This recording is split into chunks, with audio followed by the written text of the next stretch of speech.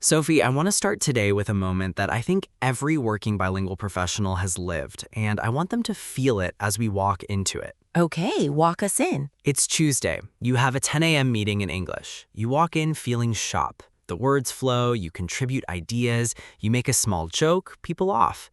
You leave the meeting at 11 a.m. thinking, today my English is really on. Yes. Then you have a second meeting at 11:30 a.m., also in English.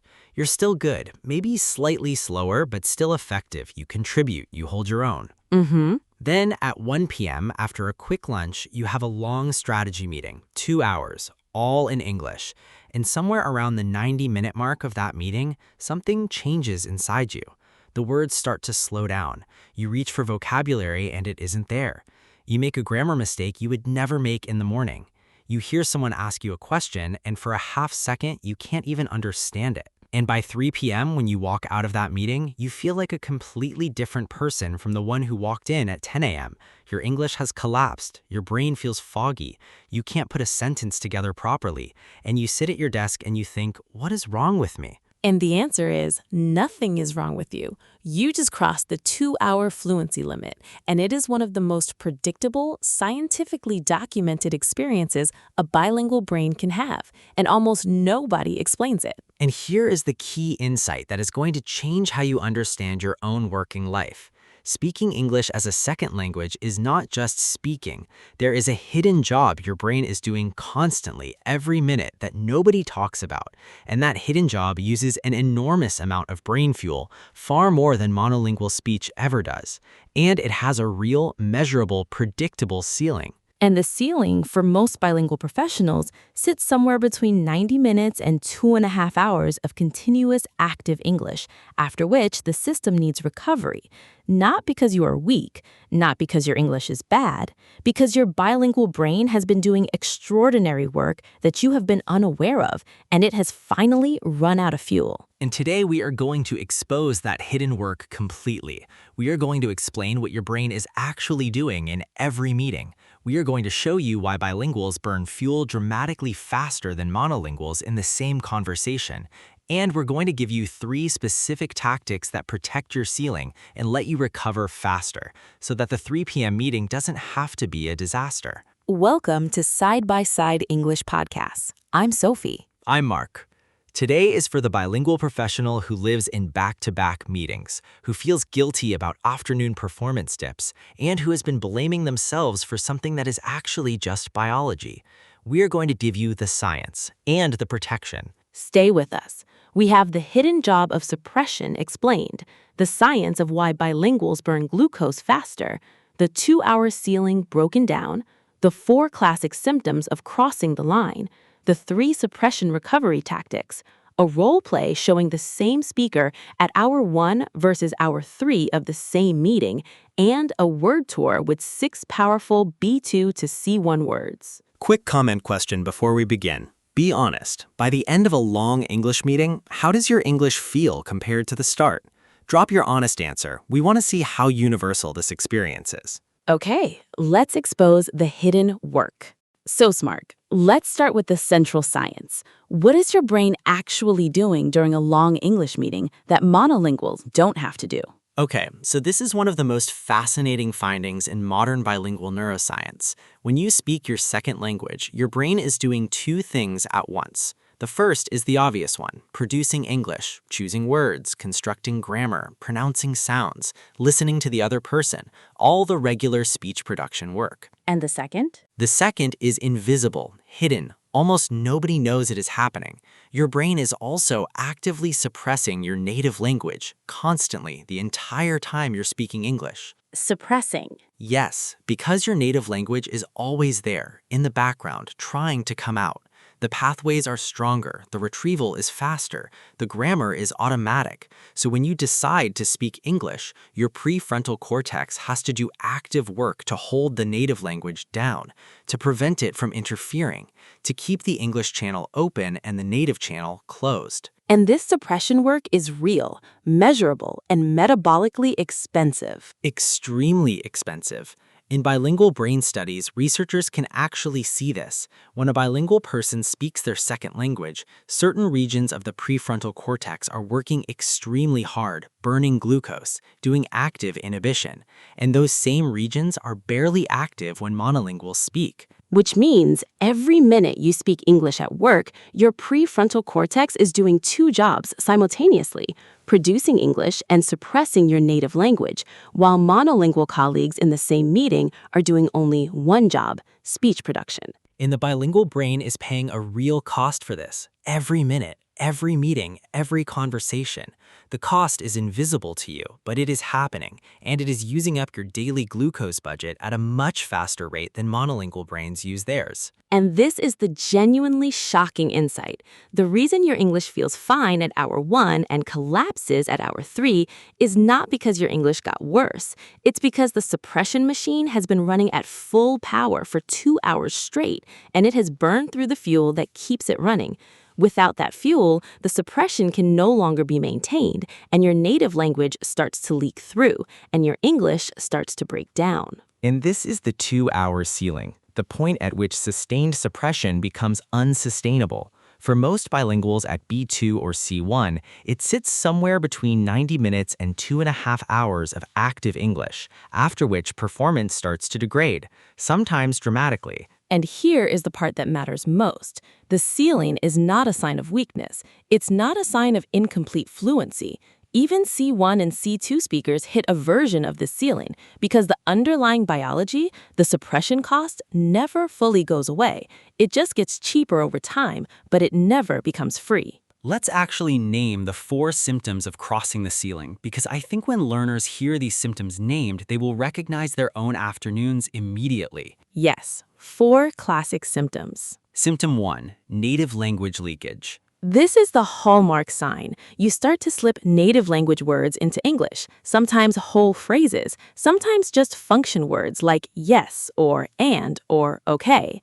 Sometimes you say a word in your native language and then realize a second later and apologize. This is suppression breaking down. The native channel is leaking through. Symptom 2, grammar regression. Tenses you would never confuse in the morning suddenly start to confuse you. Article use becomes unstable. Word order starts to drift toward your native language structure. Your B2 brain starts to produce A2 grammar.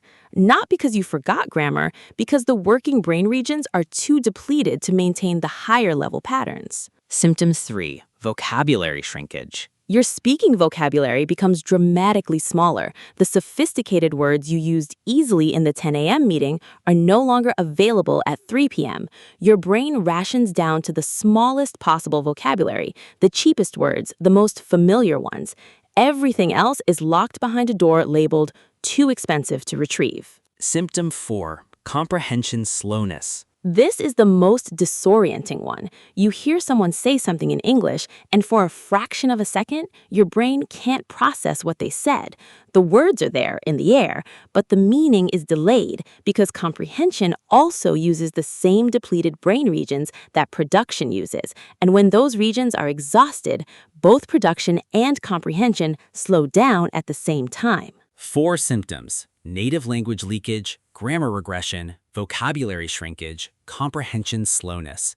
And if you have ever experienced 2 or 3 of these together in an afternoon meeting, you crossed the ceiling. You did not fail. You did not have a bad English day. Your bilingual brain simply ran out of fuel for the specific work of suppression. And once you know this, the guilt around afternoon performance starts to dissolve because you realize you are not underperforming because you're bad, you're underperforming because you've been doing extraordinary, invisible work all morning, and the fuel for that work has been spent. Which brings us to the 3 tactics, because the good news is, once you know what is happening, you can manage it. Not eliminate it, but manage it dramatically better than most professionals currently do. Yes, 3 suppression recovery tactics.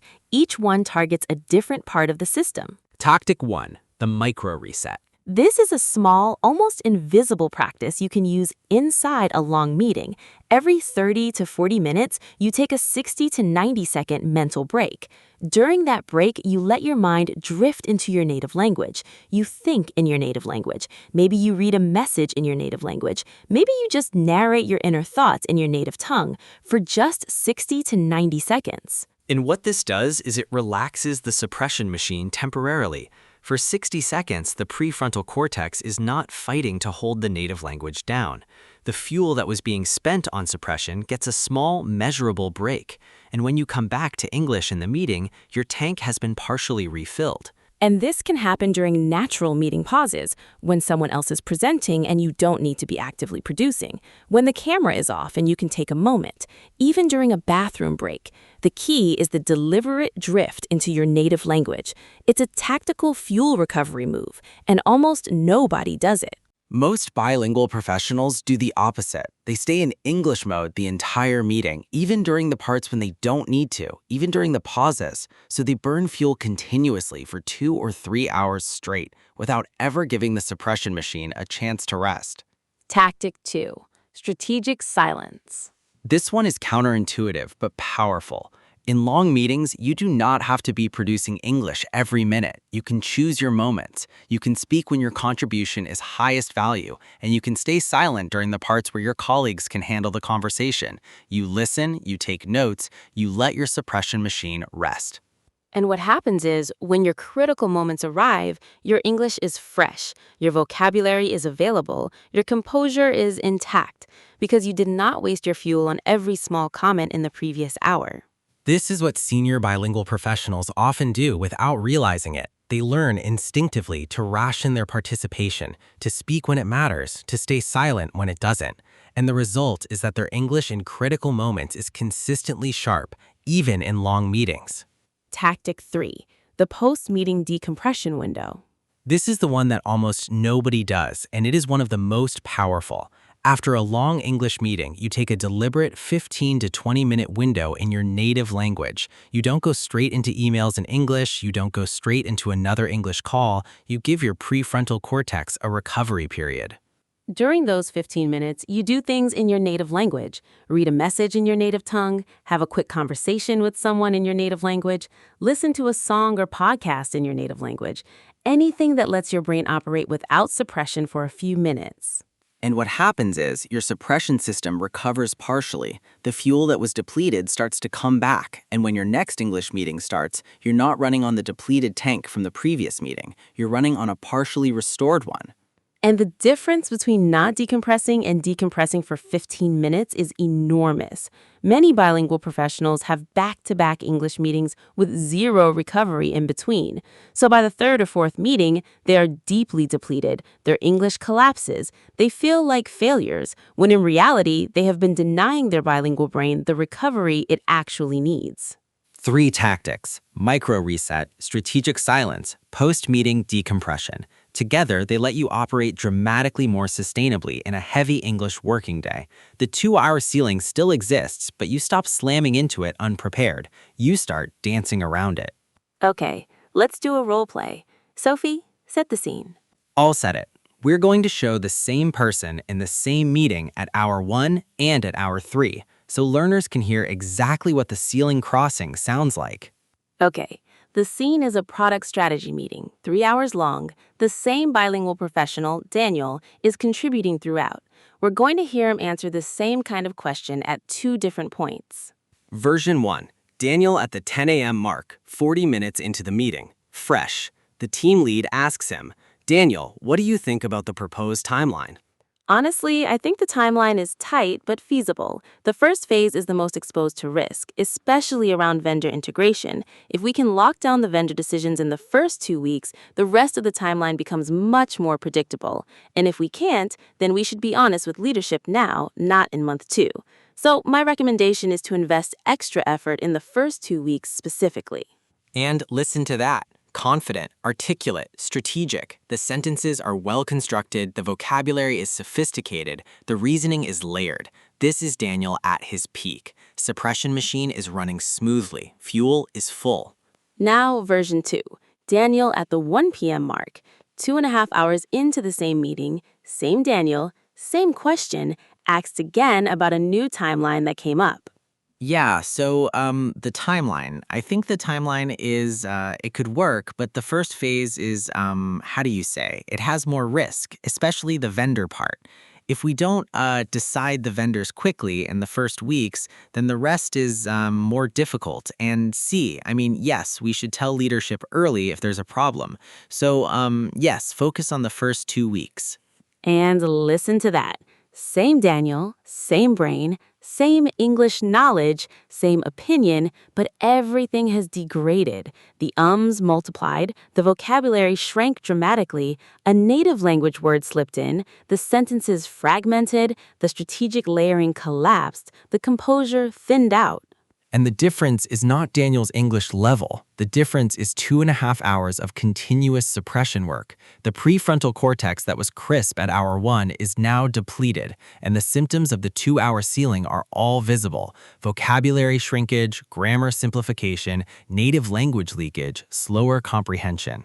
And what the colleagues hearing version 2 might think, if they don't understand this biology, might form a worse impression of Daniel. They might think his English is weaker than it actually is. They might miss the brilliance that was on display in version 1. Which is why the 3 tactics matter so much. If Daniel had done a micro reset around the 90-minute mark, his version 2 might have stayed closer to version 1. If he had used strategic silence during the parts of the meeting where his input wasn't critical, he would have had more fuel for the parts where it was. And if he protects his post-meeting decompression window, his next meeting at 3 p.m. doesn't have to be a disaster. Same Daniel, same English, same intelligence. With awareness of the ceiling and the tactics to manage it, his afternoon performance can stay much closer to his morning performance. Without that awareness, the crash is inevitable. Word tour? Word tour.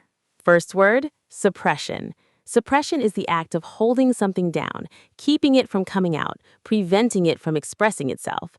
Bilingual brains constantly suppress one language to allow the other to operate, and the cost of this suppression is the heart of today's episode.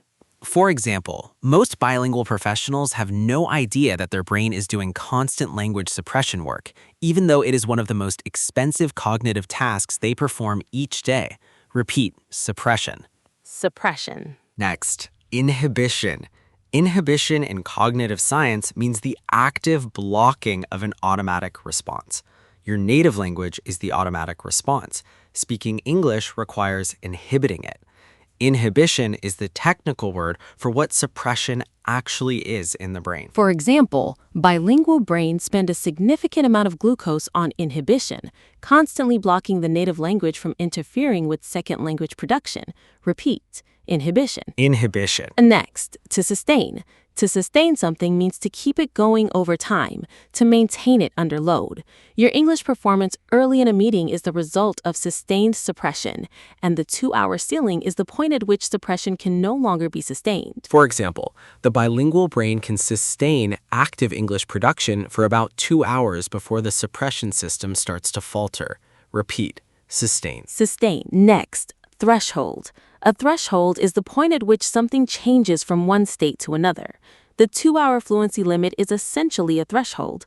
Below it, you operate normally. Above it, your performance starts to degrade. For example, most bilingual professionals cross a personal fluency threshold somewhere between 90 minutes and 2.5 hours of continuous English, after which performance degrades rapidly.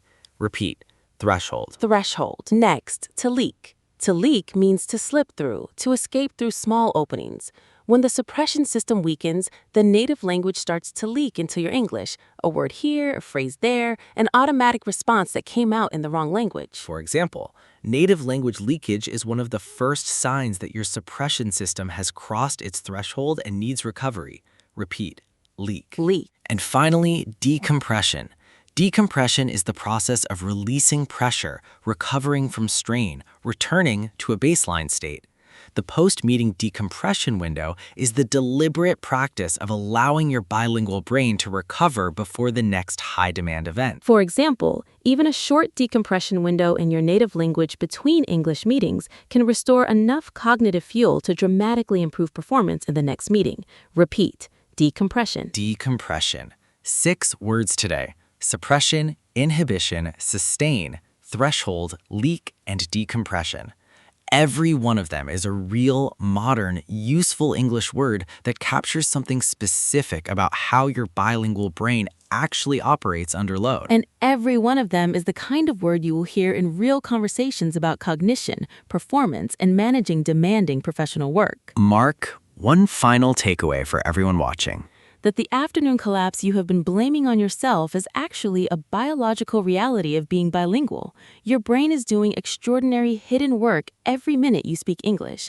The work of suppression, the work of inhibition, the work of holding your native language down so that your second language can operate freely.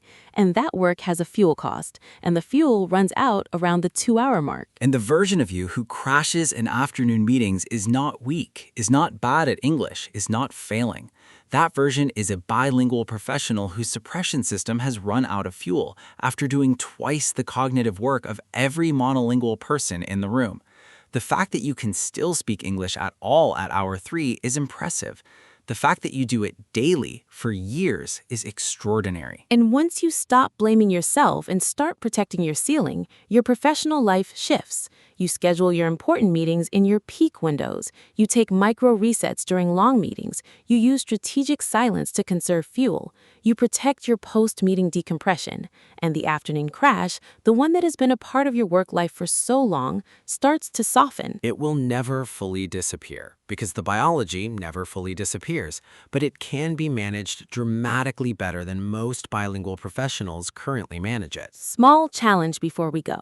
For the next 7 days, try one thing. Insert a 15-minute native language decompression window after every long English meeting. Not 0 minutes, 15 minutes, even if it means delaying one email or rescheduling one small thing. And notice what happens. Notice how your performance in the next meeting compares to your normal afternoon performance. Notice if your English in the 3 p.m. meeting feels closer to your 10 a.m. English. Notice if the symptoms of the 2-hour ceiling get smaller. Because 7 days of consistent decompression windows can shift your entire working week. The afternoon stops being a disaster zone. The day stops feeling like a continuous downhill slide. The English you have in the morning starts to be the English you have all day. And drop a comment after the week. Tell us what changed. Tell us if you noticed the difference. Tell us if anyone around you noticed. We want to hear the data. Because the moment a bilingual professional realizes their afternoon crash has been a manageable biological phenomenon, not a personal failure, is one of the most freeing moments in their working life.